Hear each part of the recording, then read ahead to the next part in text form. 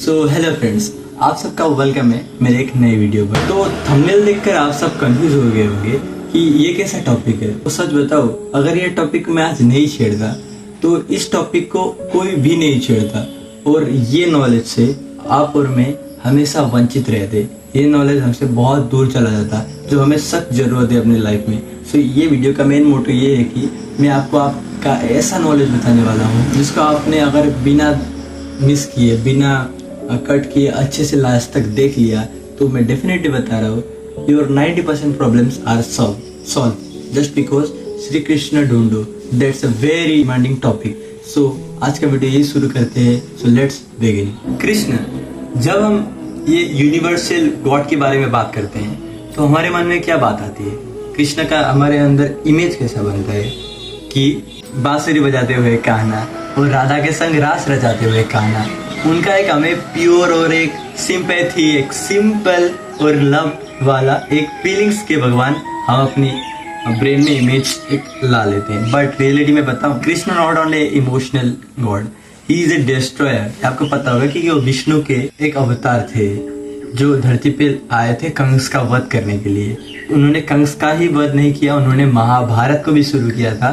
So that's reason he is a destroyer and he is a very intelligent god जो हम हिंदू धर्म में सुनते आए हैं। गीता का उपदेश देते हुए अर्जुन को श्री कृष्ण का और एक इमेज हमारे मन में आता है। और आप सबको पता ही होगा कि महाभारत में अर्जुन के सारथी थे श्री कृष्ण। पर आपको पता है Shri Krishna is not a only देवता, he is not a only god. आप उनको एक इतिहास या एक कोई पन्ना या कोई एक छोटा सा मिथ नहीं कह सकते। आप खुद ही सोचो, जो अर्जुन कुरुक्षेत्र में युद्ध ना करने की बात कर रहा था, वो कृष्ण की सिर्फ एक वाणी को सुनकर, एक श्लोक को सुनकर युद्ध करने के लिए तैयार हो जाता है। सो वो कैसे पार्सन होने चाहिए? और मेनली क्या कि अगर वो अर्जुन को चेंज कर सकते हैं तो कृष्ण का हम बात सुनकर अगर उनके मार्ग पर चले तो हमारा लाइफ कैसा होगा?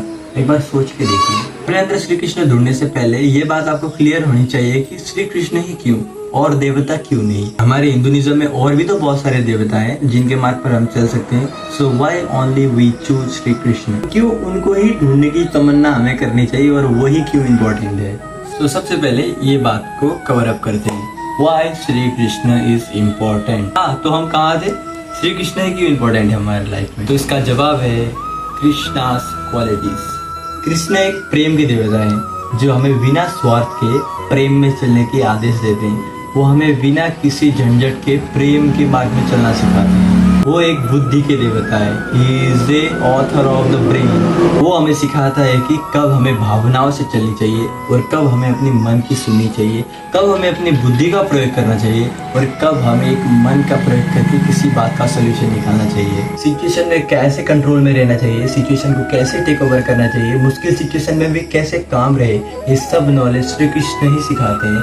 सो that's reason Shri Krishna is very important और वही हमारे एक जरिया बन सकते हैं। और at last point, Shri Krishna साहस के देवता है और वो हमें सिखाते हैं कि सच्चाई की राह पर कैसे चलना है और सच्चाई में कैसे खड़े रहना है। चाहे कैसी भी सिचुएशन हो, चाहे पूरी दुनिया आपके खिलाफ हो, पर आपको सच्चाई की राह पर कैसे चलना है वो सिर्फ श्री कृष्ण ही सिखाते हैं। जब श्री कृष्ण को हम अपने अंदर ढूंढे तो हमें साहस मिलती है, हमें एक परियोजना मिलती है लाइफ में आगे बढ़ने के लिए, धैर्य मिलता है मुश्किल वक्त में खड़े रहने के लिए, साहस मिलता है और प्रतिभा भी मिलती है, कॉन्फिडेंस भी मिलता है कि बड़े से बड़े सिचुएशन को कैसे टेक ओवर करना है। So that's reason Shri Krishna is important. 3 line बताता हूँ। बाकी देवता की पूजा करने पर हमें आस्था मिलती है, हमें हिम्मत मिलती है, और कृष्ण को अपने अंदर पाना, कृष्ण को अपने अंदर ढूंढना, इससे हमें जीवन जीने का शैली, जीवन जीने का एक ब्लूप्रिंट मिलता है। तो यही वजह है श्री कृष्ण को अपने अंदर ढूंढो।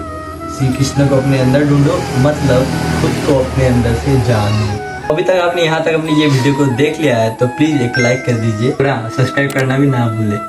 ये आपका टाइम वेस्ट करने के लिए नहीं बनाया है, जस्ट ये सपोर्ट के लिए बताया गया है। तो अभी श्री कृष्ण के इम्पोर्टेंस की बात करते हैं। तो अभी तक हमने श्री कृष्ण का इम्पोर्टेंस के बारे में जान लिया, बट अभी हमारे मेन जिसके लिए आप इतने टाइम से वेट कर रहे उस बात को जानते हैं कि श्री कृष्ण को how to find in your own body, अपने अंदर श्री कृष्ण को कैसे ढूंढे। कृष्ण भगवान की मुझे सबसे अच्छी बात यह लगती है कि वो सबसे निष्क्रम प्रेम करते हैं, सबसे बहुत ही अच्छा ममता करते हैं और सबसे अच्छे अटैचमेंट पे रहते हैं। वो इसीलिए प्रेम के देवता कहे जाते हैं।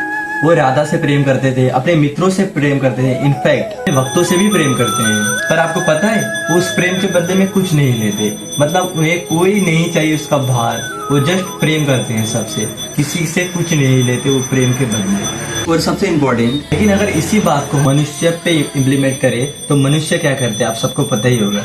आजकल के समय में हम मनुष्य अक्सर ही रिश्तों में लेन देन की बात करते हैं, मतलब कुछ हम किसी को करने से पहले भी 10 बार सोचते हैं, कुछ अच्छा करने से पहले, कुछ उनके भलाई के बारे में सोचने से पहले भी हम 10 बार सोचते हैं कि उसका हेल्प करूँ या ना करूँ। और कुछ करने का भी हम उनसे क्या करते हैं, चार्ज करते हैं। फ्री में किसी से हम प्रेम नहीं करते। आजकल मनुष्य जाति ऐसा हो गया है कि फ्री में कुछ नहीं करना चाहती, उनको प्रेम की भाषा भी समझनी बंद हो गई है। अभी का यही हाल है, जनरेशन जी है, उनका क्या हाल होगा वही सोच के मैं अभी तक परेशान हूँ। तो वो बात तो साइड में रखते हैं, वो बात की बात है। पर इसलिए श्री कृष्ण ने पहले ही भागवत में बता दिया था कि कलयुग ऐसा ही होगा, कोई किसी का अपना नहीं होगा। यार मैं टॉपिक से भटक रहा हूँ, क्या करूँ, कंफ्यूजन ही ऐसी है, लाइफ ही ऐसी चल रही है, ऐसा ही सिचुएशन है, दैट्स रीजन। हाँ तो मैं कहा था, ये कह रहा था कि अगर तुम अपने जीवन में रियली श्री कृष्ण ढूंढना चाहते हो अपने अंदर, तो तुम्हें सबसे बिना कोई मूल्य के प्रेम करना पड़ेगा।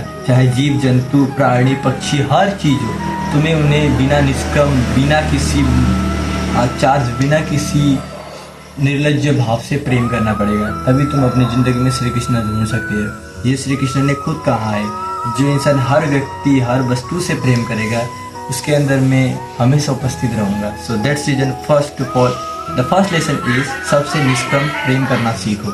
वासुदेव श्री कृष्ण की बात आजकल के लोग अक्सर धार्मिक ग्रंथ में, मूर्ति में यहीं पर ढूंढते रहते हैं, लेकिन एक सच्चा साधक, एक सच्चा कृष्ण का भक्त ये बात जरूर जानता है कि श्री कृष्ण को ढूंढने का रास्ता, श्री कृष्ण तक पहुंचने का रास्ता केवल श्रद्धा से नहीं होता, बल्कि धैर्य और बुद्धि का संतुलन भी होना जरूरी है। श्री कृष्ण ने यह बात कुरुक्षेत्र में अर्जुन को भी बताई थी कि अर्जुन, जो व्यक्ति अपने मन को स्थिर ना कर सके, जो व्यक्ति अपनी बुद्धि को स्थिर ना कर सके, वो व्यक्ति मुझ पर कैसे पहुंच सकता है, मुझ तक कैसे पहुंचेगा। यही बात से मैं आश्चर्य हूँ अर्जुन। इसीलिए अर्जुन, जो व्यक्ति अपने धैर्य, अपने मन को संतुलन कर ले, वही व्यक्ति मेरे अंदर स्थित हो सकता है।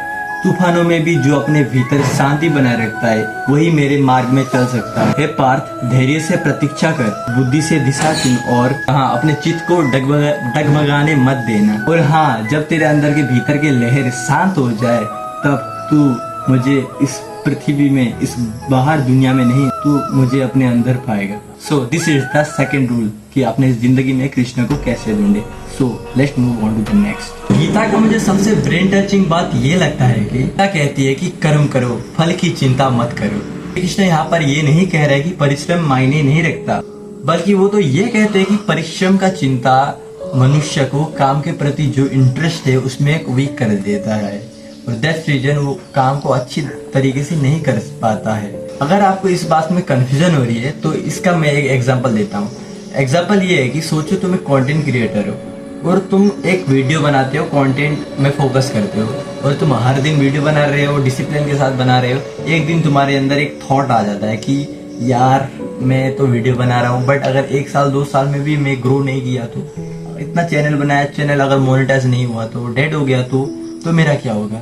सो यही होता है, तुम्हारा काम के प्रति पहले ही तुम्हें एक नेगेटिव थॉट आ गया है कि मैं ये अगर नहीं हुआ तो। दैट्स रीजन श्री कृष्ण कहते हैं कर्म करो, फल की चिंता मत करो। यहाँ पर फल वो है, आपको चैनल को मोनेटाइजेशन करना है, तो ये आपका फल है, और उसके बारे में अगर आप सोचोगे तो आपका कर्म वीक हो जाएगा। So that's reason Shri Krishna कहते हैं कर्म करो, फल की चिंता मत करो। और यही कहते हैं श्री कृष्ण, अगर तुम कर्म करके फल की चिंता ना करके काम करो तो यही मेरे को पाने का उपाय है। So let's move on to the next at the last chapter is, तो अब बढ़ते हैं हमारे लास्ट फाइनल श्री कृष्ण को अपने अंदर ढूंढने का रूल इज, जिंदगी को उत्सव की तरह जीना सीखो। इसके लिए मुझे कोई स्क्रिप्ट की जरूरत नहीं है। अभी तक मैं स्क्रिप्ट देख के पढ़ाई कर रहा था, स्क्रिप्ट देख के रट रहा था, पर दैट इज मैं पूरा खुला बोल रहा हूँ कि श्री कृष्ण कहते हैं जिंदगी को उत्सव की तरह जीना सीखो। मतलब जिंदगी में आप जितना भी फेलियर से गुजरो, ओवर थिंकिंग से, आजकल के ह्यूमन का जिंदगी क्या है सबसे पहले तो बताओ। वो लोग ओवर थिंकिंग करते, फेलियर से गुजरते, बहुत सारे टास्क करते, उसमें फेल होते, लाइफ में ब्रेकअप होता है, फेलियर आते हैं, लाइफ में सक्सेसफुल नहीं होते, मम्मी पापा से टॉर्चर खाते हैं, एग्जाम में फेल होते हैं, ऐसे बहुत कुछ है लाइफ में। तो उन सब से गुजर के वो लाइफ में खोखले हो चुके हैं, मतलब उनका कोई टारगेट नहीं है और वो हमेशा अपसेट रहते हैं। उन लोगों का कोई विजन ही नहीं है, वो लोग लाइफ को जी ही नहीं रहे, बस लाइफ में एक ही चिंता में लगे रहते हैं कि मेरा होगा या नहीं होगा, मैं फेल हो जाऊंगा, तो वो हमेशा चिंतित रहते हैं। तो श्री कृष्ण कहते हैं कि अगर तुम्हारे लाइफ में जीना नहीं आता तो तुम यहाँ पर जन्म लेके क्या करोगे। सो दैट्स रीजन हर दिन, हर सुबह, हर रात, हर शाम तुम्हें इंजॉयमेंट की तरह जीना है। जितने भी फेलियर्स आए भाड़ में जाए, फेलियर्स के बारे में सोचो, बस इतना नहीं सोचो कि तुम्हारा लाइफ बर्बाद हो जाए। So that's reason the last point इसी पॉइंट ये है कि लाइफ को उत्सव की तरह जियो, हर दिन इंजॉय करो, उससे तुम श्री कृष्ण को अपने अंदर ढूंढ सकते हो। ये 4 पॉइंट जान के तुम अपना लाइफ में श्री कृष्ण को ला सकते हो। तो यही आज के वीडियो में था। अगर आपको ये वीडियो पसंद आए तो लाइक करना ना भूले। Thank you.